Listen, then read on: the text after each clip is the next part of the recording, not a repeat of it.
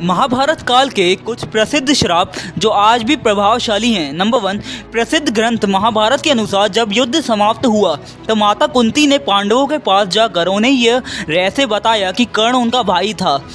सभी पांडव इस बात को सुनकर दुखी हुए। युधिष्ठिर ने विधि विधान पूर्वक कर्ण का अंतिम संस्कार किया तथा शोककुल होकर माता कुंती के समीप गए। वे उसी क्षण उन्होंने समस्त स्त्री जाति को ये श्राप दे डाला कि आज से कोई भी स्त्री किसी भी प्रकार की गोपनीय बात का रहस्य नहीं छुपा पाएगी। नंबर 2, श्रृंगी ऋषि का परीक्षित को श्राप। जब पांडवों ने स्वर्गलोक की ओर प्रस्थान किया तो उन्होंने अपना सारा राज्य अभिमन्यु के पुत्र परीक्षित के हाथों में सौंप दिया।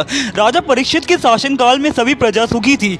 एक बार राजा परीक्षित वन में अखेट खेलने के लिए गए हुए थे। उन्हें वहां समीक नामक के ऋषि दिखाई दिए। वे अपनी तपस्या में लीन थे तथा उन्होंने मौन व्रत धारण कर रखा था।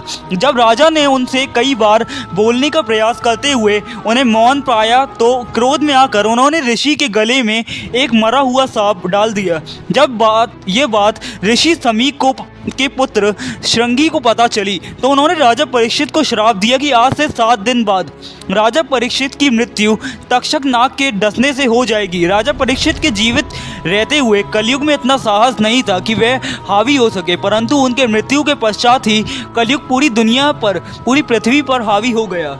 नंबर 3, श्री कृष्ण का अश्वत्थामा को श्राप। महाभारत युद्ध के अंत समय में जब अश्वत्थामा ने धोखे से पांडव पुत्रों का वध कर दिया तब पांडव भगवान श्री कृष्ण के साथ अश्वत्थामा का पीछा करते हुए महर्षि वेदव्यास के आश्रम तक पहुंच गए। तब अश्वत्थामा ने पांडवों पर ब्रह्मास्त्र का वार किया। ये देख अर्जुन ने अपना ब्रह्मास्त्र छोड़ा। महर्षि व्यास ने दोनों अस्त्रों को टकराने से रोक लिया और अश्वत्थामा और अर्जुन से अपने अपने ब्रह्मास्त्र वापस लेने को कहा। तब अर्जुन ने अपना ब्रह्मास्त्र वापस ले लिया, लेकिन अश्वत्थामा ये विद्या नहीं जानता था, इसलिए उसने अपने अस्त्र को दिशा बदल कर अभिमन्यु की पत्नी उत्तरा के गर्भ की ओर कर दी। यह देख भगवान श्री कृष्ण ने अश्वत्थामा को श्राप दिया कि तुम 3000 वर्ष तक इस पृथ्वी पर भटकते रहोगे और किसी भी जगह किसी पुरुष के साथ तुम्हारी बातचीत नहीं हो सकेगी। तुम्हारे शरीर से पीप और लहू की गंध निकलेगी, इसलिए तुम मनुष्यों के बीच नहीं रह सकोगे, दुर्गम वन में ही पड़े रहोगे।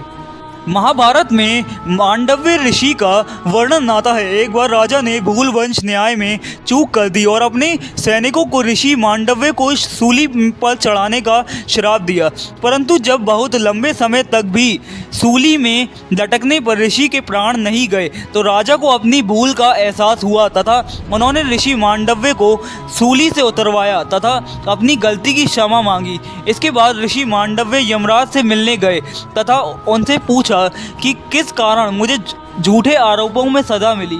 जब आप 12 वर्ष के थे तो आपने एक छोटे से कीड़े के पूंछ में सीख चुभाई थी, जिस कारण आपको ये सज़ा भुगतनी पड़ी।